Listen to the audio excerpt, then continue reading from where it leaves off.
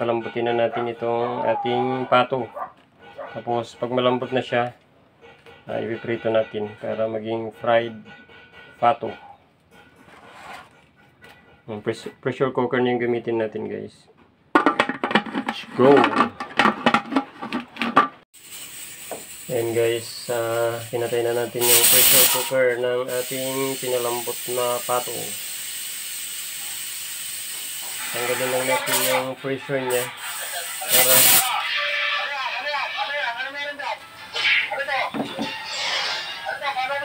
tanggalin natin yung pressure niya para hindi sasabog.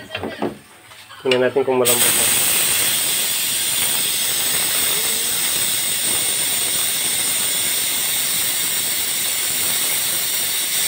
Bango na.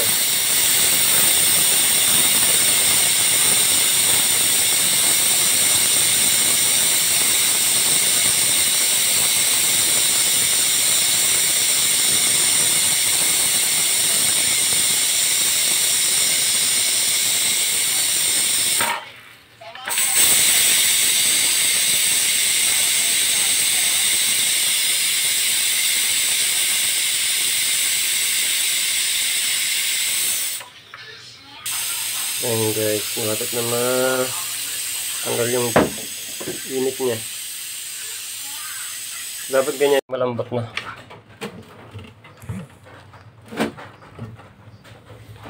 Wow! Yan na yung pato natin guys. Lagay natin. Malambot na. Pwede nang i-prito. Ayan guys. Sarap na yan i-prito. Kahit yung sabaw niyan, dami pong sabaw. Bakit? Daming pang sabaw. Dinamihan mo naman. Prito natin maya-maya lang guys. So ayan guys, piniprito na natin yung pato. Para maging fried pato na siya guys. Yan ay pinalambot natin ng matagal. Malambot na yan. Ayan, diprito lang natin. Masarap siya yan guys pag naprito na. Ayan guys, medyo okay na itong fried pato natin. Mapula na siya. Maya kunin na natin siya guys.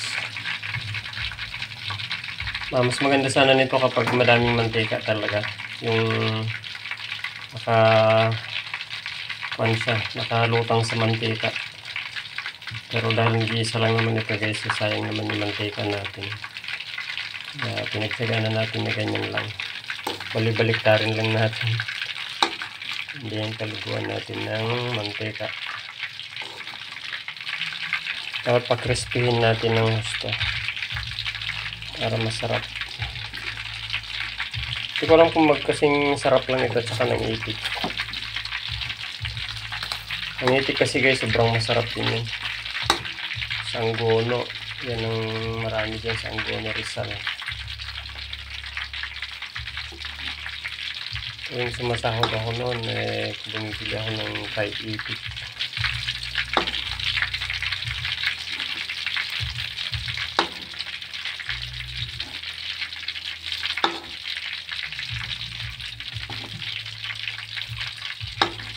Ang masarap na guys. Ayun guys, luto na. Ang sarap na nito. Isang buong pato. Magmukbang kami mamaya ni Mrs.